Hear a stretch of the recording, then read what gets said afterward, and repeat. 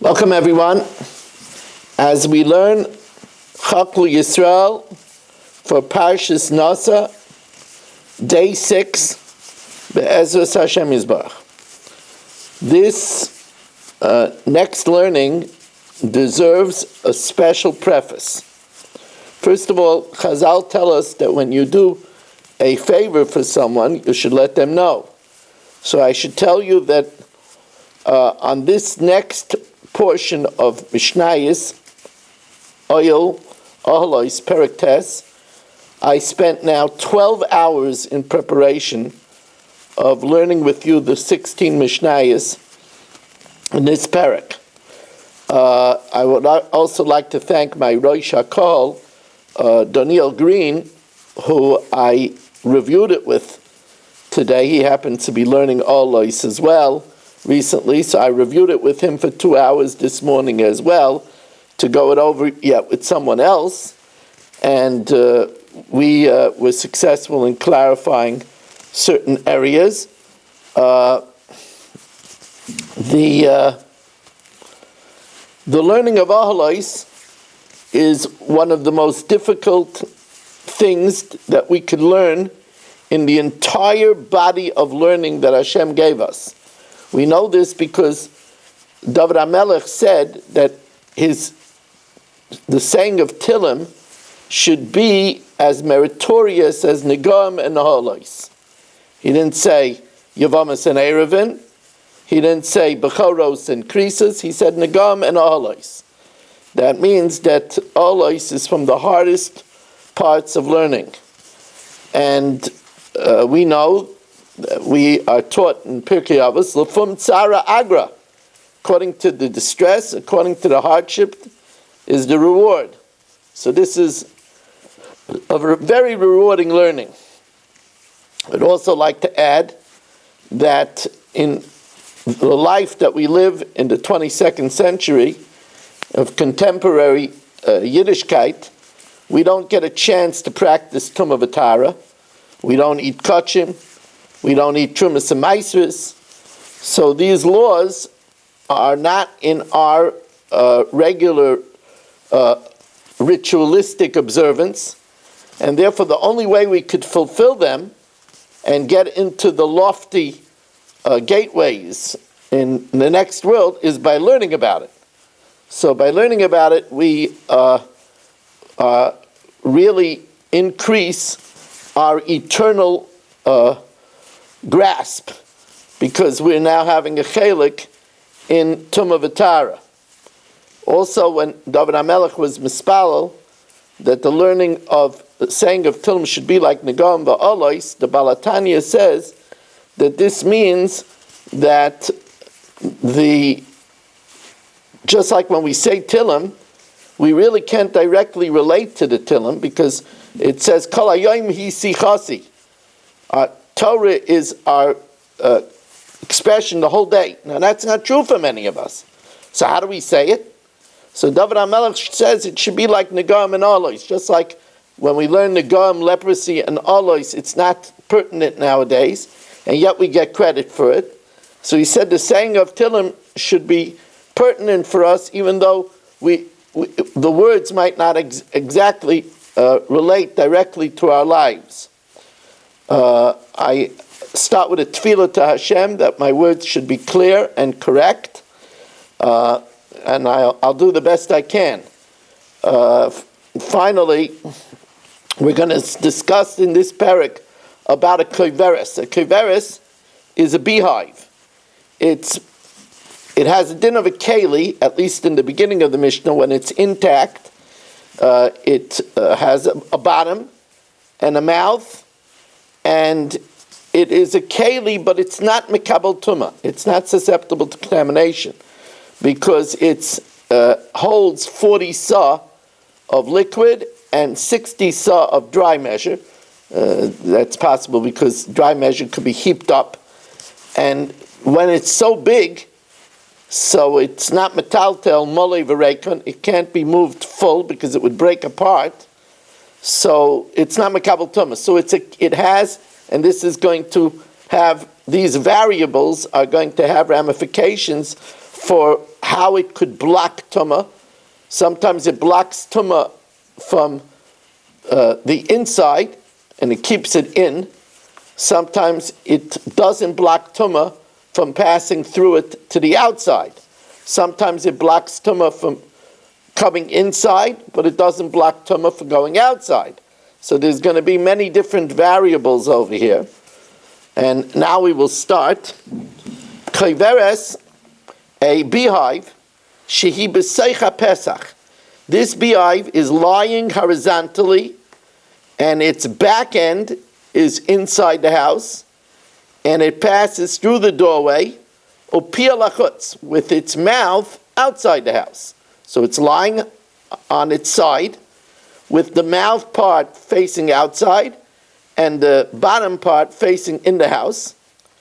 And a ksayis min hameis, and there is a olive size of a corpse, nosin tachteha, it's under the beehive, oy al gaba, or outside of the beehive, on top of the beehive, and mi bechutz, this takes place on the part of the beehive that's outside of the house, that's outside of the doorway. So, koshu keneged azayis tachteha, whatever is directly opposite the piece of the corpse, underneath. Now we're going to see that the bottom of the beehive is less than a tefach off the ground. This is very important, because since the bottom of the beehive is less than a tefach off the ground, there's not enough room for it to be considered, for the bottom of the beehive to be considered an oil, a roof. So then only, koshu keneged azayis tachteha, only that which is directly opposite the olive-sized corpse underneath the beehive, or v'gaba, or anything that's opposite the kazayas on top of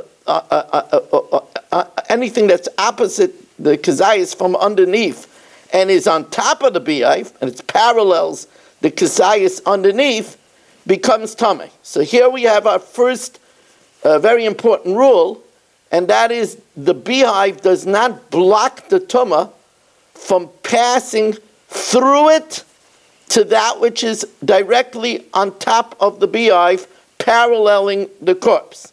Now the reason for that, why is that? Because Eina kriveris nasis oyel lachtzitz mipnei hatumah. I'm now reading from the Mefarshim. The kriveris does not act as a oil to block the tumah from passing through. Why? Because remember we said it's a keli. Remember we said it's a keli. It's just not mekabel tumah because it's a big keli, but it's a keli. Lefisha keli eina nasis oyel lachtzitz mipnei hatumah. So that's the first rule that we're learning. This is a very important rule. We're going to come back to this many times over and over again. So therefore, again, if the piece of corpse is underneath and directly above it, that means above the bottom floor of the keveres, the bottom side floor, and then the top side, directly above that, there's a keli, it's going to become tameh, because the keveres, since it is a keli, does not block the tumah from rising. Now,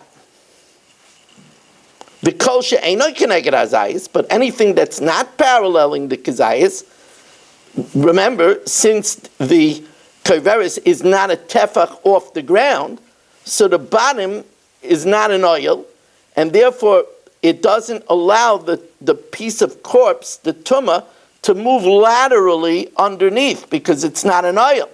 So v'kosher ain't keneged hazayis, or teicha, or any keli that's inside the keveres, even if it's directly opposite the kazayas, or vabayis, any tumah that's in the house, because there's no way for the tumah to spread into the house, because remember, it can't spread laterally from underneath, because it's not a tefach off the ground, is tar. Now, why is it that something that's inside the keveres is tar, even if it's directly opposite the kazayas of the mace. So the Mefarshim say, Mishum sha'keveres matzila mipnei hatuma al mashe b'soicha. The keveres does save from tuma passing inside it. Why? Shari eina mekabel tuma. Remember, we said that it holds 40 sa of liquid measure, 60 sa of dry measure.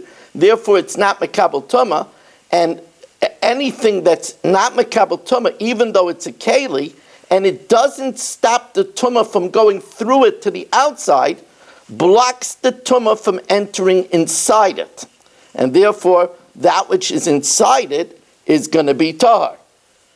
Now, babayis, if there's tuma in the house, okay, so if there's tuma in the house, so the house has a roof, so anything under that roof is going to be tamei. Ain't tamei el habayis. Only the house is tamei.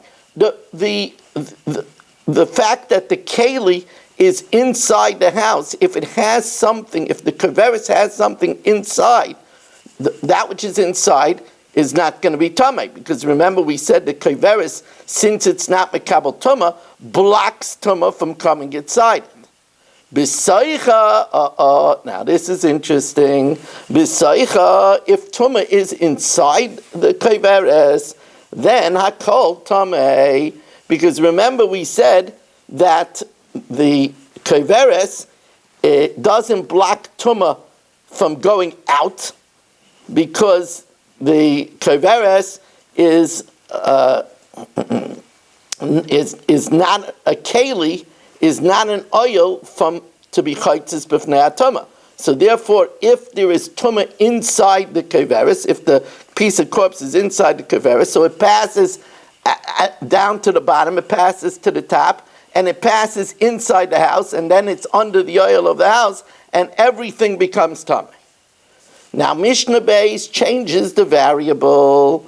Mishnah Beis is going to lift the keveres off the floor a tefach, which makes the bottom of the keveres, remember, which is lying horizontally on its side with the mouth open to the outside and the bottom in the inside.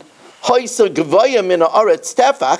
the keveres is elevated from the house, from the floor, a tefach, then tumah tachteha, if there's tumah underneath it, remember the piece of corpse underneath it is now, since there's a peseach tefach, an opening of a tefach, the bottom of the keveres becomes an oil, and the tumah spreads laterally all across. And then it will enter into the house also, because remember, it has one side entering into the house.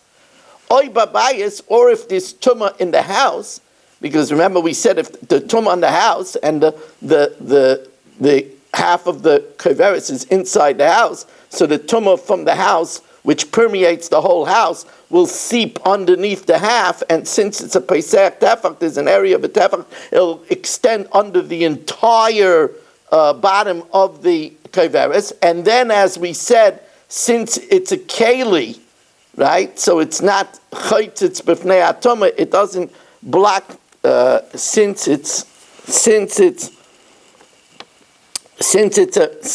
a keli. It doesn't block the tumah from spreading, so it goes to the top of it as well.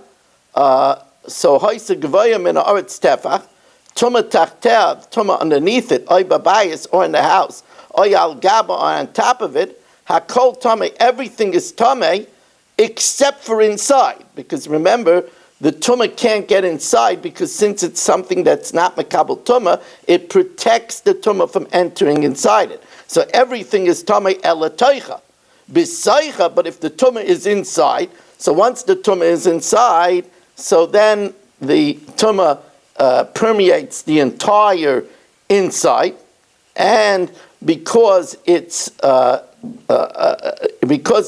keli, it's not chaytzitz b'fnei atoma, so the tumah escapes out, and once it escapes out, since there's a tefach underneath it, it spreads laterally through the entire underneath and inside the house. Hakol tamei, everything is tamei. Now the plot thickens.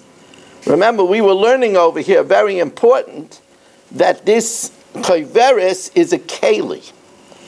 Now we're going to strip the koveres of the shem keli. This is a keli, and it has windows. A part of the construction of a koveres is that it has windows of a tefach by tefach that bees could go in and out. But it's also stuffed up partially with straw, but the bees still could go in and out, and that's what gives it the din of a keli. However, if we strip it of its din of a keli, now there's two different ways that the Mishnah will teach us how we could strip it of its din of a keli. Hoisa pchusa, if it had a broken bottom.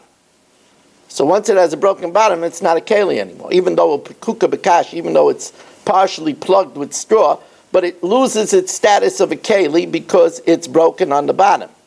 Oyafutza, or it's closed. What's closed? It doesn't have these windows. And since it doesn't have these windows for the bees, so it cannot serve as a beehive. And it doesn't have any other, the Tveres Yisrael says, it doesn't have any other function as a keli because it's made out of straw. So you're not going to put plums in it. You're not going to put pomegranates in it. It was only good as a beehive, but if you're plugged up, if it doesn't have these windows of a tefach, it can't serve. It can't serve as a keli. Then now let's see what happens now. Let's see how this changes the configuration. Then kzayis min mace nosen tachteha. If there's a piece of corpse placed underneath it, again, ksayis min mace nosen tachteha. If there's a piece of mace underneath it, so since now it's not a keli, remember we said it's only because of the fact that it's a keli that it's not chaytzitz b'fnei atoma. Now that it's not a keli, if you have a ksayis min mace nosen tachteha, if you have a piece of mace placed underneath it, so then the bottom serves as a barrier. So, and this is talking about where it's not off the ground a tefach, so there's no roof, the bottom is not a roof either. So then only connect the opposite ada tahaim tameh, directly opposite all the way down deep is tameh, but only direct opposite. There's no lateral movement, and it can't pass through to something like on the top, like in Mishnah Aleph, because since it's not a keli, it's chaytzis b'fnei atoma. If it's al gaba, if it's on top of it, then connect dayad rakia tameh. Then corresponding to it to the sky is tameh, but it doesn't go through.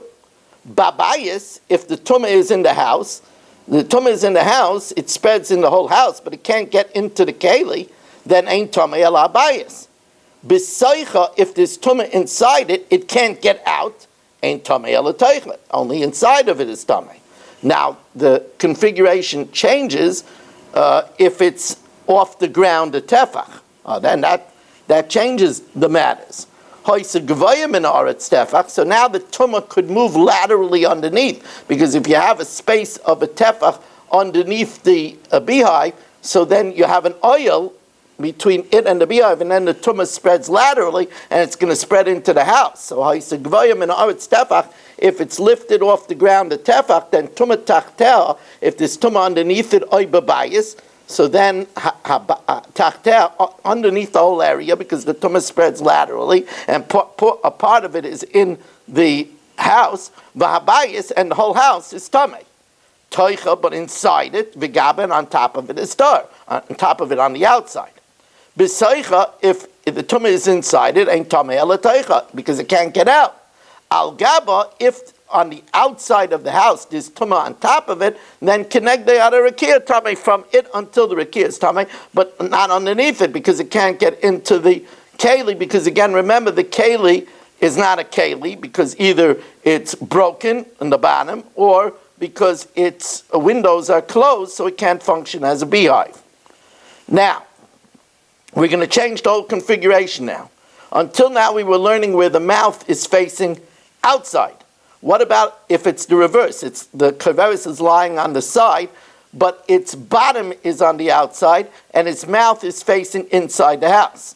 And here we're going back to the way it was in the beginning in the first Mishnah, where it's a keli because it has windows of a tefach by tefach, and it is not mekabel tumah because it holds 40 sah, and it's not off the ground a tefach. Those are the variables that we start Mishnah Hay with. So bamed dvar mamurim bisman shepia lechutz, when the mouth is facing the outside. Hoya pia lefnim, if the mouth is facing the inside, the kazayis min hameis nosen tachteh, and there's a kazayis of the mace underneath it. Now remember, it's a keli, and therefore since it's a keli, it doesn't block the tumah from going through it. Oya al gabo min bechutz, or there's a kazayis on top of it outside the house.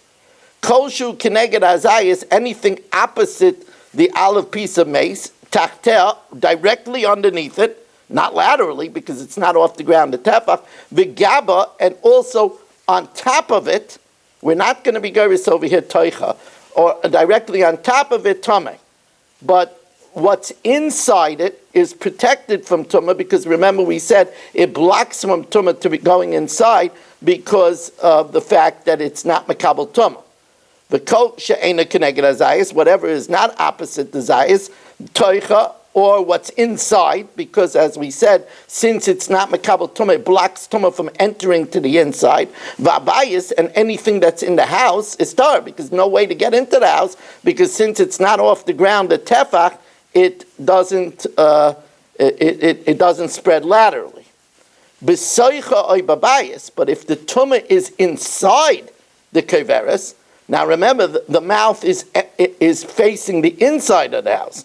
So if the tumah is inside the keveres, the tumah permeates the keveres and then spreads inside the house, which has a roof. So, or vice versa, if the tumah is in the house, then it spreads to the inside of the keveres. So then I call tameh. Everything will be tameh. In other words, the house becomes tameh, the inside of the keveres becomes tameh, and because it's a keli, it doesn't block the tumah from rising, so everything on top of it and everything on the bottom of it is tameh. Now, the same configuration where the keveres is facing the inside of the house, the mouth is in the inside of the house, but here the keveres is a tefach off the ground, where that means that the bottom of the keveres is an oil, and anything underneath it goes laterally. So hoisa gvayim in aretz tefach, if it's off the ground, the tefach, tumah tachteh, if there's tumah underneath it, so then of course the tumah will spread along the sides on the bottom, and then enter into the house, and since the house is a roof, the whole house is tameh, and the whole inside is tameh then of the keli, because its mouth is inside the house. So anything that's underneath it, oy babayis, or in the house, oy b'seicha, or inside it, oy al gaba, or on top of it, because it doesn't block the tumah, oy al gaba, or anything on top of it, hakol tameh. Now, this is not so simple. Why al gaba? Why, if it's on top of it, is it? Hold on a second.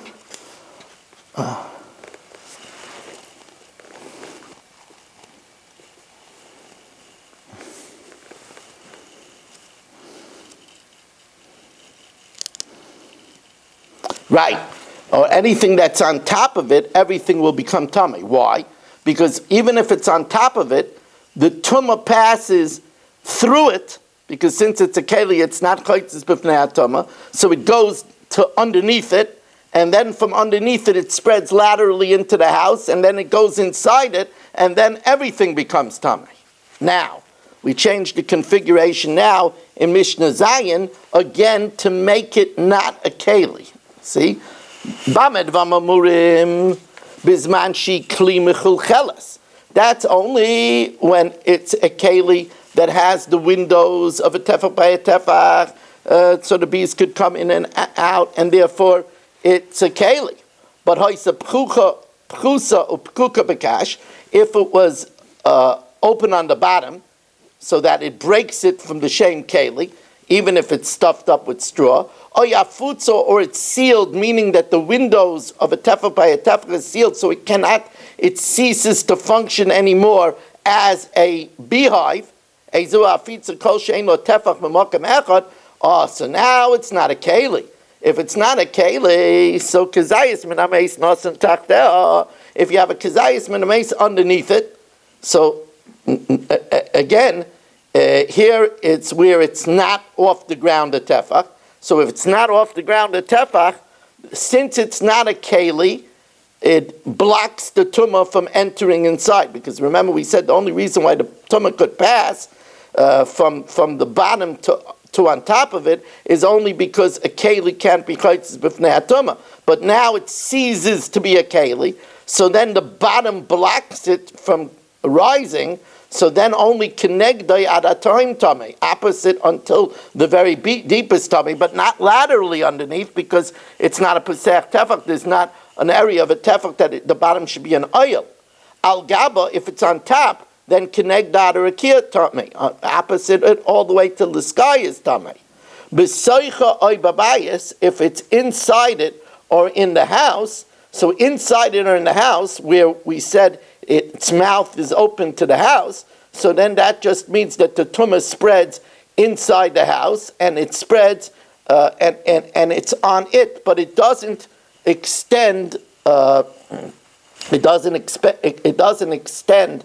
Toicha v'abayis tameim. It doesn't extend outside, because the tumah cannot pass laterally underneath the beehive, because the beehive is not a tefach off the ground.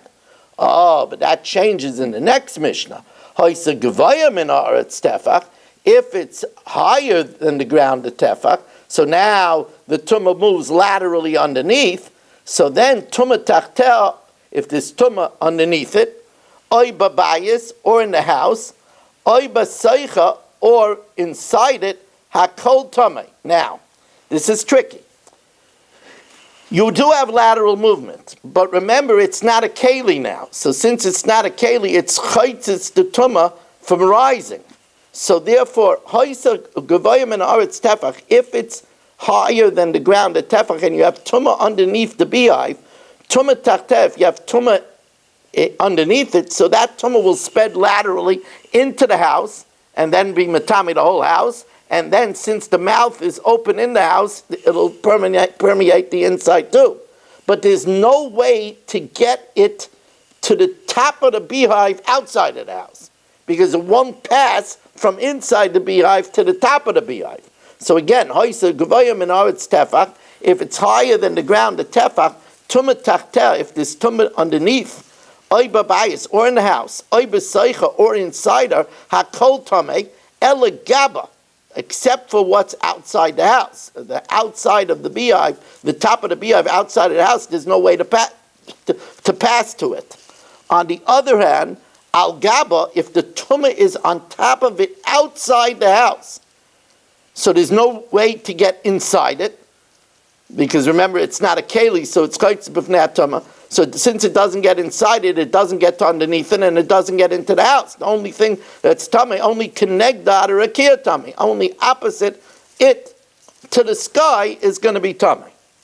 Now, new configuration.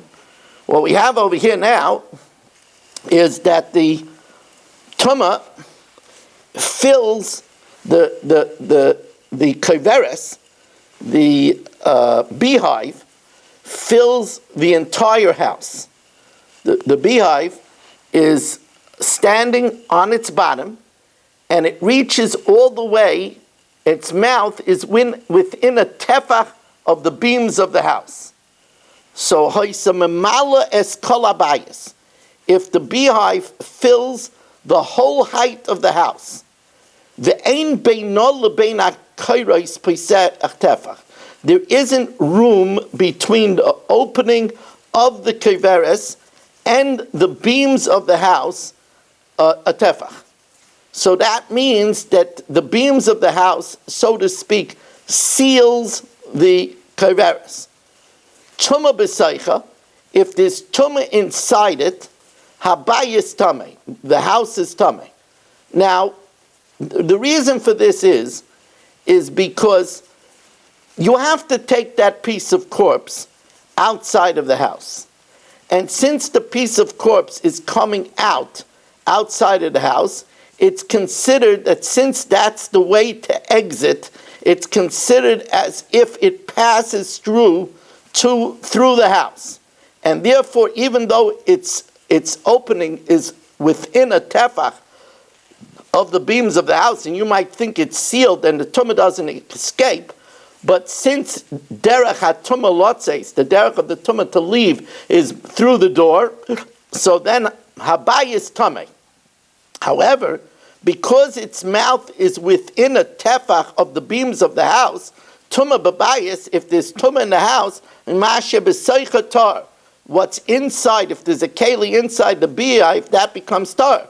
That remains tar, because the tumah doesn't have to pass into the beehive. It has to pass out of the beehive to get out of the house. Shederech tumah lotzes, it's the derech of tumah to leave, ve'ein darka likones. And therefore, although it's not sealed to save the house from tumah, but it is sealed to save the contents from tumah if the corpse is inside the house.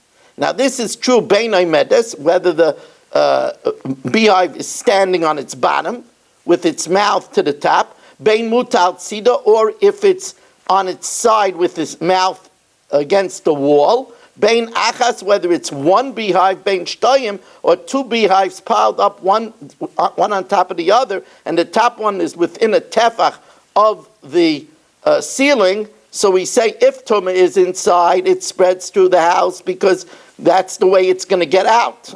On the other hand, if the tumah is in the house and there's a keli inside the beehive, that's protected because it's the derech for tumah to leave, but it's not the derech tumah to go into the beehive.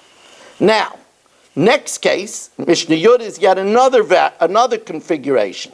In Mishnah Yud, the beehive is just in the doorway. It's a big doorway, and the beehive is in the doorway, and it goes within a tefach of the lintel of the doorway.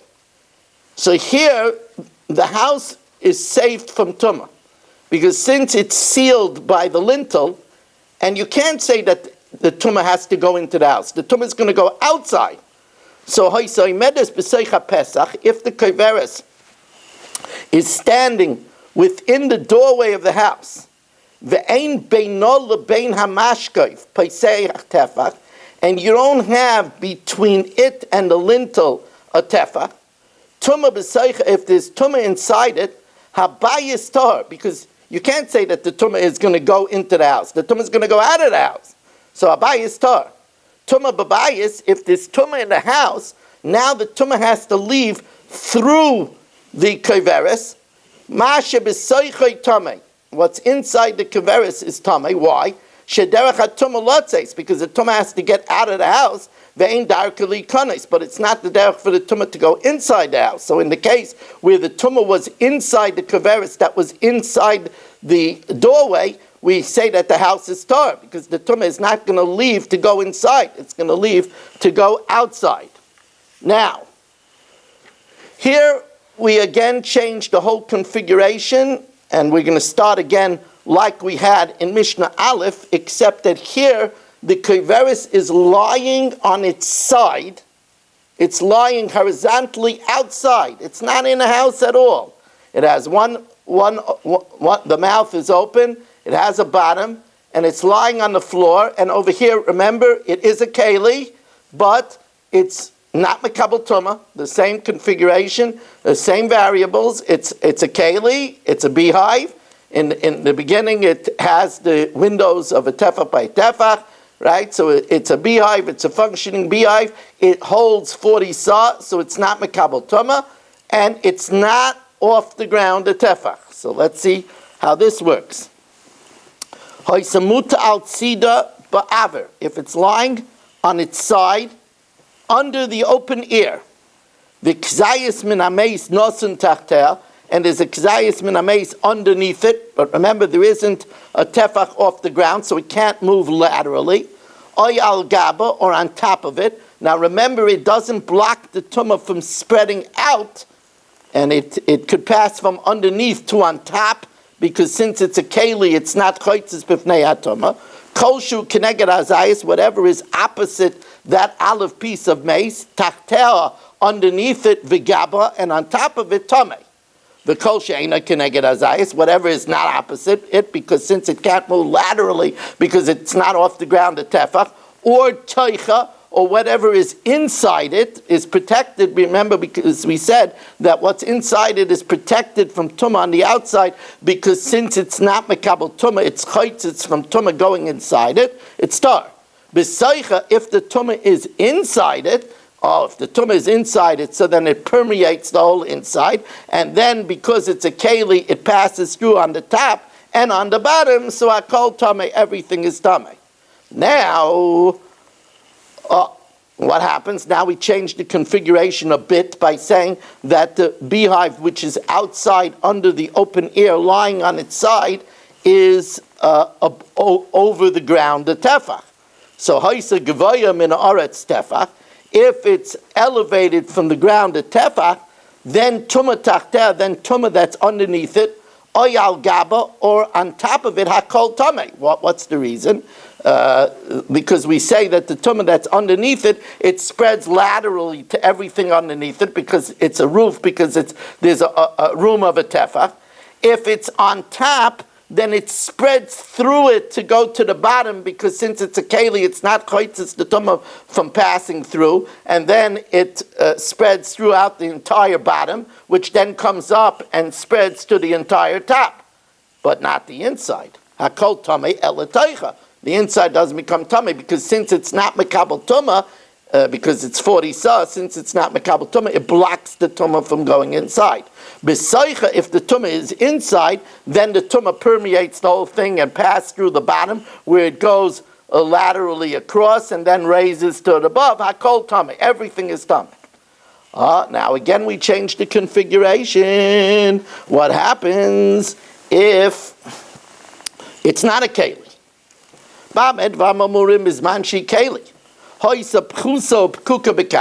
If the bottom is broken, even though it's plugged with straw, but the bottom is broken, so it ceases to be a keli. And now the Mishnah adds a new variable that it didn't give us till now. Or it holds 40 sah, and the Chachamim hold even more. They say not only if it's 40 sah, it's not mekabel tumah, but if it holds 40 sah, it's not even considered a keli. So now if it's not a keli, remember we said if it's not a keli, then it's chaytzis the tumah, not only from getting inside it, but also from passing through it. So then, kazayis min hameis nosin tachtea, if there's a kazayis min hameis underneath it, and here we're talking about where it's not a tefach off the ground, only since it cannot pass through it, because it's not a keli. So since it's not a keli, it's chaytzis from the tumah even passing through it, and it doesn't move laterally underneath because it's not off the ground, the tefach. Then only kenegdai opposite adatayim tameh, and if it's al gaba, only kenegdai adarakia tameh, only on it upward is tameh. B'seicha, if it's inside, so the inside is filled with tumah, but it doesn't pass outside. Ein tameh ela teicha.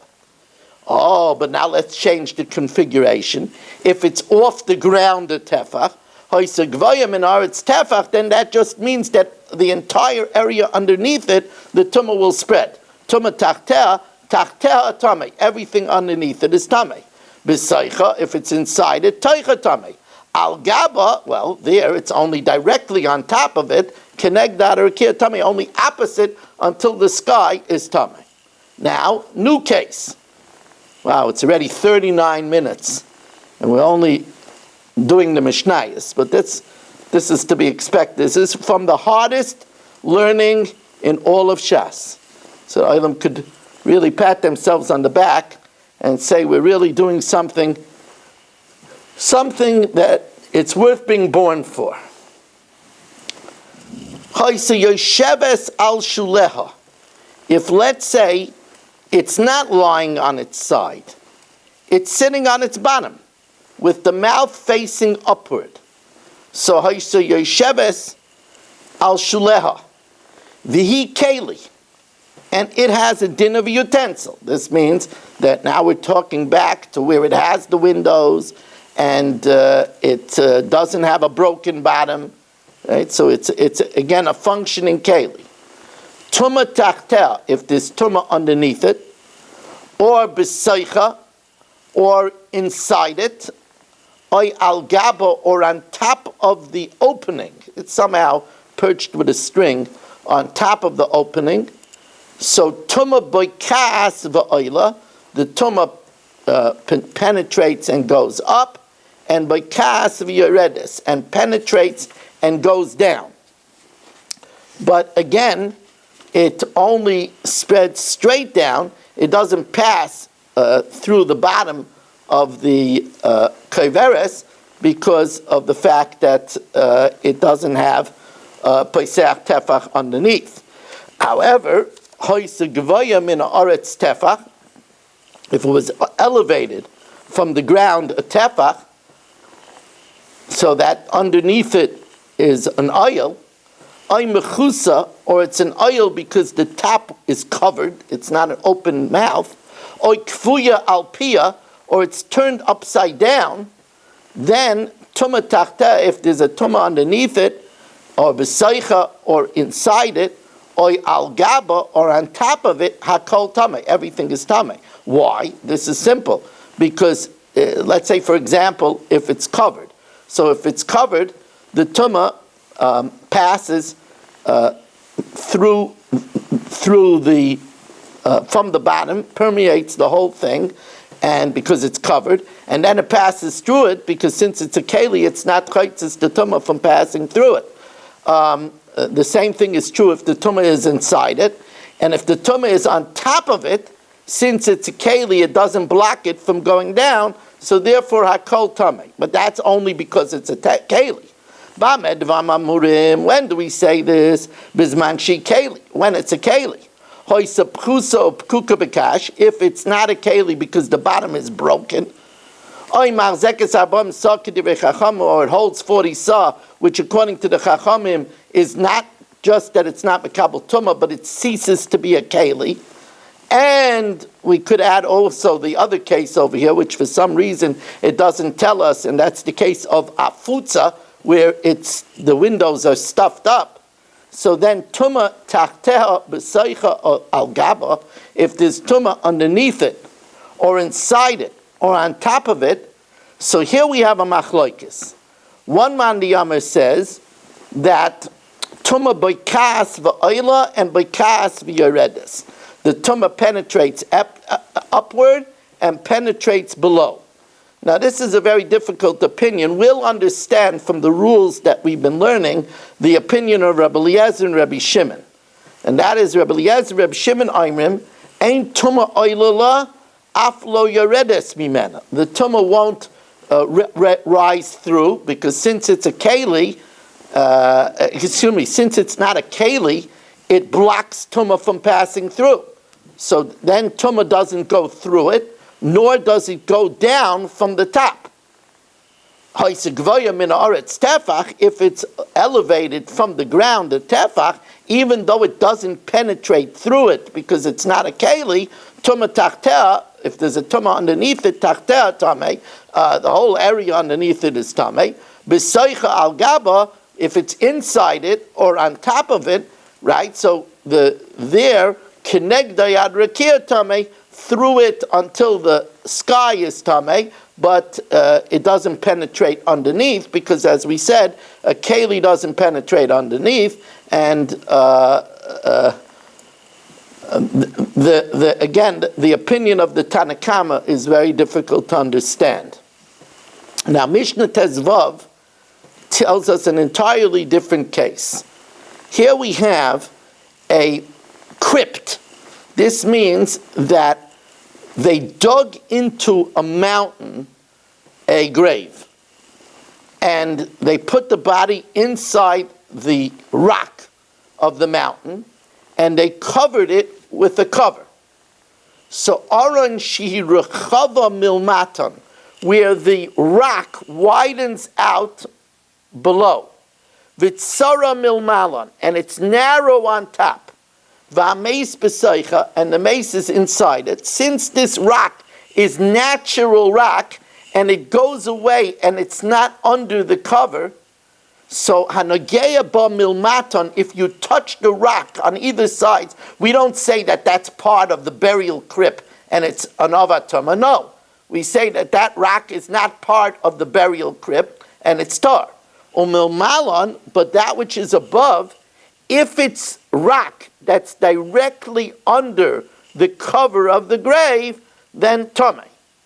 On the other hand, if it's the other way around, if it's wide on top and then the rock narrows out, so Rachav, if it's wide on top, Rechava Milmalon, Vitsora Milmatan, if it's wide on top, but it's narrow on the bottom, then Hanageh Ba Mikol Makom Tami, because obviously the narrow part of the rock is considered like it's under the top, and therefore everything is Tami. Hoysa Shove, if it goes straight down, so Hanageh Ba Mikol Makom Tami. Again, the rock that goes straight down is part of the crypt, and it's Tami. Divra Rebbe Eliezer. Rabbi Yeshua adds, but what about underneath the body? So he holds the rock underneath the body is only the first tefach underneath is tamei. More than a tefach underneath is not tamei anymore. Rabbi Yeshua Aimer, mi tefach lamatan, from a tefach and further below underneath the body is tar. Mi tefach lamalan, the first tefach underneath the body of rock, that's tamei. Ha'asuya kamin kamatra, if it's made like a chest, so that means that the lid is on top of the rock, which makes up the sides. It's like a box, like a chest. If you touch any part of the rock, is tamei.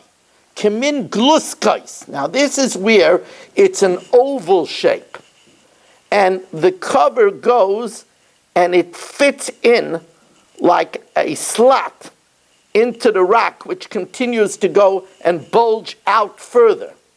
So the rock is not under the lid. The lid fits in, and then the rock continues out further like a full oval. So if it's like an oval, hanageh ba mikol makam, if you touch any of the rock that goes away from the lid, it's tar, because it's not part chutz mimakam psichas, except for the part that's on top, that's the lid. Only that part is tamei. And now, believe it or not, we're holding by the 16th Mishnah, which is a new case. A new case. Here we're talking about a barrel. This is a regular barrel. So chavyus she yosheves al shuleha ba'aver. Here we're talking about a barrel that sits on its bottom in the open air.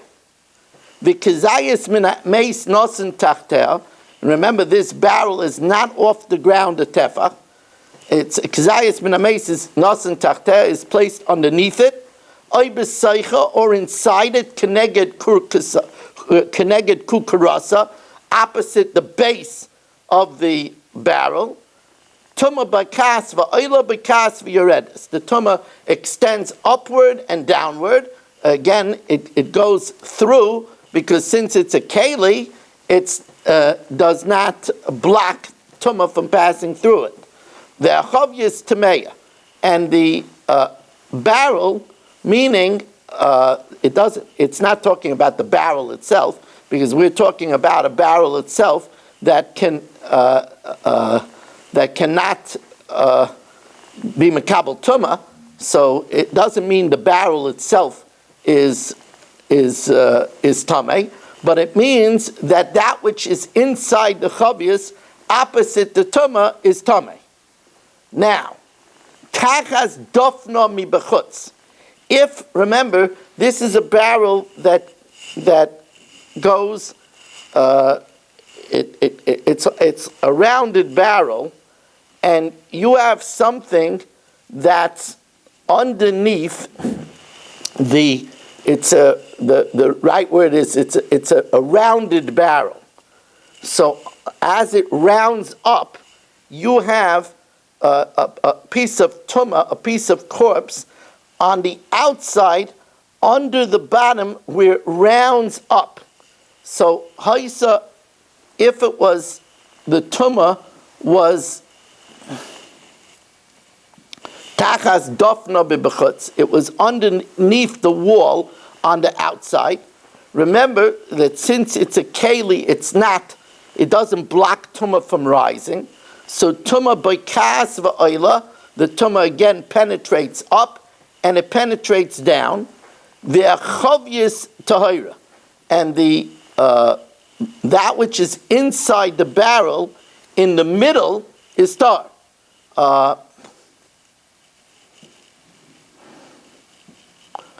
Here's interesting. This doesn't mean what's in the middle. It even means a keli that's on the side directly opposite the tumah underneath the edge of the barrel. It's tar. Why? Because remember we said that since this keli is not mekabel tumah, it blocks tumah from going to the inside. Now, what about b'soicha b'tachas dofna? What about if the tumah is inside it, but it's underneath the wall? That means that the barrel curves on top too. So it's not completely open on top, but it has a curve on either side on top, covering the top. So, and you have a piece of mace on the side of the barrel inside, under that overhang. If there is an open area of a tefach, then hakol tameh, then the entire interior of the barrel under the overhang is all going to be tameh, except for the part that's opposite the open mouth. Ukeneged piyah tar. What's opposite the open mouth is tar.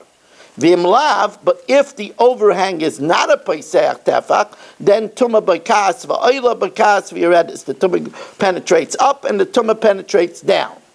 Now, ba'medvam amurim b'tahira. That's only if this keli is a keli that cannot be mekabel tumah, which means the Rishonim say it was earthenware that wasn't baked in a kiln, so it could never become tameh. Or if it was machzekes abamsa, but the Rishonim say an easier case.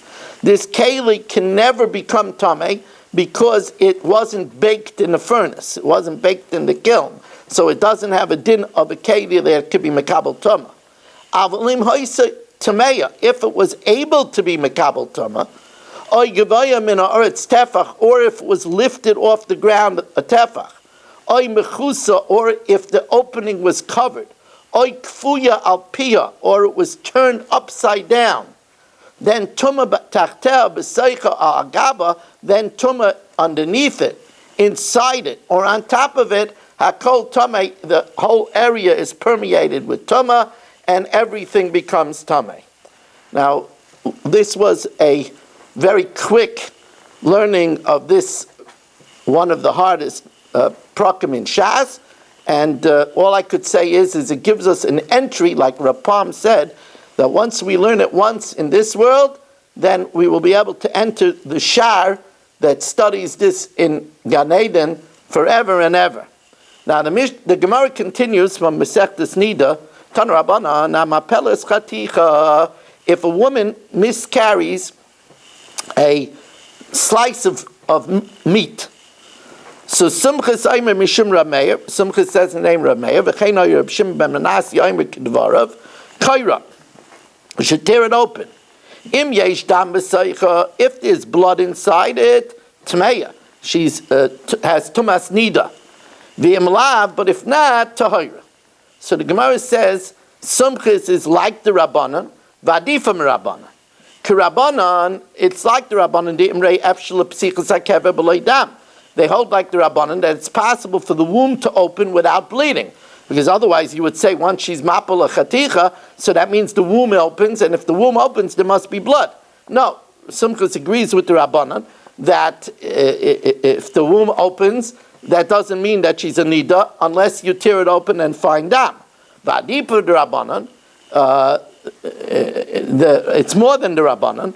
The inu savrei ima in b'seichalai. They say that the only time that she's going to become tamei is if she bleeds together with the chaticha. But if the blood is inside the chaticha, she doesn't become a nida. B'sumcha savra afilu b'seicha, even if the blood is inside it, she's a nida.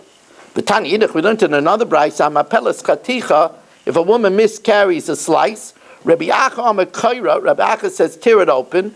Im toicha madim, if it's reddish, tameya. If the inside is reddish, tamei. V'im lav toir says because sumchus v'adiva mesumchus, because sumchus needs it to have dam inside it. While Rabbi Acha says even if it's red inside it, she's tamei.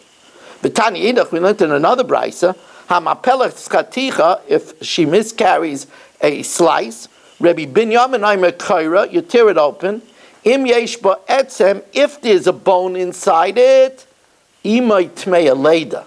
The mother is tamei leida. In other words, she has the din of tumas leida, and since it's a suffix, if it's a male or a female, she'll be tamei for 14 days and then have 66 days yemei tara.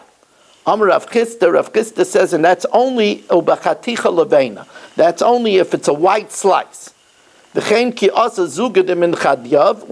pair of Rabbanim came from Chadyav, they came and brought a brayso. Hamapelas chaticha levana. It says clearly, if a woman is mapel a white slice, kaira im yesh ba etzem, if it has a bone, imay tmei leida. Am Rabbi Yochanan Shimon Yochai, hamapelas chaticha kaira. If she's mapel a chaticha, you should tear it open. Im yesh ba dam oger. If there's collected blood tameya. Oh, this is even more than sumchus. It's even more. Sumchus says it's not enough for it to be red. It has to be blood. And he says it's not enough for it to be blood. It has to be a collection of blood. Im yesh ba dam oger. If there's a collection of blood tameya, v'im lav, if not Torah, because sumchus, it's like sumchus who says it's not enough for it to be red, but it's more than sumchus needs blood, but he's more than sumchus. V'kila mekulu, he's more lenient than everyone because he says she's not tamei nida if there's just blood, but it has to be a collection of blood.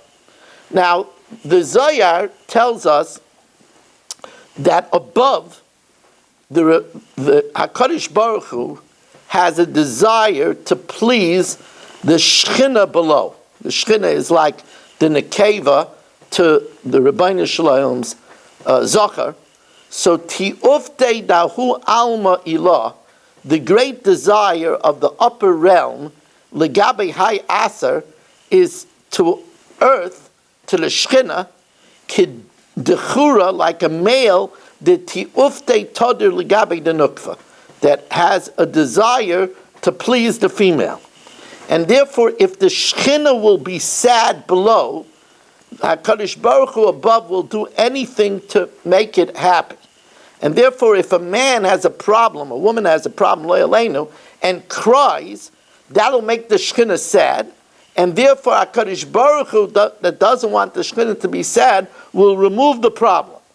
And that's what the Zohar says. Kad malka ol ligabe matronisa, when the king above, in relation to his matron, the Shechina below, ashkech lo ba'atzivu, finds the Shechina sad, kidein kol ma de'ihivos, whatever it wants, biyadah is maser, it will grant the Shechina. And therefore, vahu barnosh, a person, vahit tzlusa, who prays with tears, lo ahanda b'rei konaya, will not be turned back empty-handed, because the Shechina is going to become sad. HaKadosh Baruch Hu is not going to want the Shechina to be sad, and therefore he's going to fulfill the request of the man that's crying, the woman that's crying, in order that the Shechina shouldn't be sad. The Kutshabarichu Chayes Alei, Hashem will have mercy. Zakol Chukei, the Hahu Barnosh, fortune is the portion of such a person. The Oishin Demoin Kame Kutshabarichu, who sheds tears before Hashem, Bitzlusei, in his prayer. So again, the dynamics that the Zohar is explaining is that when a person is sad, and thus the Shekhinah below is sad, the Rabbeinu Shalom, who wants to make the Shekhinah happy, will remove the problem. Now, similarly, says the Zohar, this kind of dynamic works on Shabbos. If a person makes a Tanis Chaloim on Shabbos, so when he's fast because of a dream that troubles him, since Shabbos is a time of great joy, and this trouble of the dream is blocking the joy of Shabbos, Hashem will remove that tsar. Let's see it inside. Kegavna da, in a similar way, b'Shabbos, Mondi Yosef b'Tanisa b'Shabbos, somebody who sits in fasting on Shabbos, migot tsare, because of his distress, achzei atziva, he appears to be sad. Ub'Shabbos sholtahu rekia ilah, on Shabbos, what holds sway is the upper realm, hahudis chazei b'chedva, that which is full of joy. V'iu chedva, that's the joy v'chadei lekula, and the joy that permeates everything. Hahudi Yosef ba'atzivu, this one who is immersed in sadness, begin the iu shalta, since joy reigns. Apik lahu barnash, he takes this man out. Ma'hu oinosha iskazer alei, from the decree that was decreed upon him. It causes him to be taken out from the decree that was decreed upon him. You just have to pause a minute to make more room on the record. You know what? I could use another recorder. Hold on.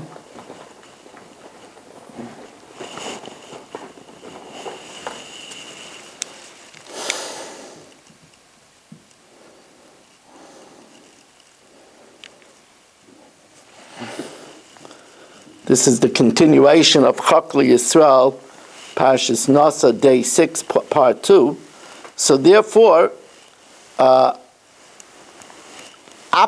Barnash, it takes this person out, Mehu Anosha Iskazer Alei, from the penalty that was decreed upon him.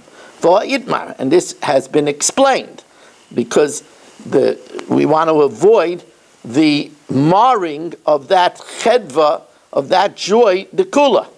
And that's what it, excuse me, Ibmar, and as we say in Tehillim, solu, which means, solu means to extol, hovu yakar, give honor, v'raimamu, and exalt, lahu dereichei ba'aravos, to Hashem, who rides upon the plains in the upper realms, the chedva chadei kula, which refers to the joy and the all-consuming rejoicing, Rikia, which is the firmament, al gabe chevasa, which is above the chayes hakodesh, bikosh moi vadai, with the fusion of the yud and the hey, the habahu aser, in that place, shma da iskalil, that shame of ka is crowned. The ilzu lefonav, and rejoice before him. Begin to loy itztrich la'achzot kamei atzivu, because a person should not appear in the presence of such all-encompassing joy, sad. And therefore, again, when a person fasts on Shabbos and therefore appears sad, in order that the all-encompassing joy of Shabbos shouldn't be impaired, Hashem takes away the Gezerah. Now we learn the Musar from Sefer Chasedim, V'yorei ani Hashem. You should fear God, I am Hashem. Zel klal gadol b'Torah. A lot of times it says v'yareisam elikecha on something that al kol davar shemosur lalev, on something that's only known in the heart. Nema v'yareisam elikecha. Like a person it says you should have honest weights, because only God knows. A person could say, oh, I thought it was good. Oh, it must have gotten worn out. It must have been eaten by insects. Right? So Hashem knows if he was a cheat or not. So there it says, Hamakir machshavisecha, the one who knows your innermost thoughts. Lefikach you kol dvarecha l'shem shemayim. Whatever you do should be for the sake of heaven. Ukishetismach bebeischa, and when you rejoice with your wife in the house, tismach l'shem shemayim. It should be to make her happy. It should be to save you from sin. It should be l'shem shemayim. And then says the Sefer Chasidim, a yesod of life. Umeiriv acher al tisaber. Do not get involved in somebody else's fight. You know, there are people, they like politics, and they like to get involved. No, what do you need this aggravation? V'chein omar, and so it says, al tidaber midaber she'ena shelcha. Don't start talking about something that does not have to do with you. You see somebody in shul screaming on top of his lungs, and you're sitting, learning, minding your own business, and then afterwards, one of the participants is there, you want to go over to him and say, why were you screaming? Don't get involved. Ki b'shelcha, if it's a matter that pertains to you, then it makes sense to get involved, because tiska, you have what to gain, to protect your interests. But here, you're going to hear one side from this man. This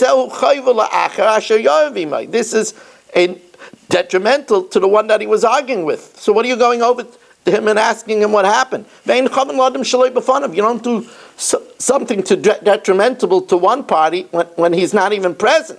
So what are you going over to him and asking him what happened? And the Shlomo Melech says, you know what it's like? It's like you see a wild dog walking on the street, and you grab its ear. What are you, crazy? You want to get bitten? It's like grabbing the ear of a bad dog.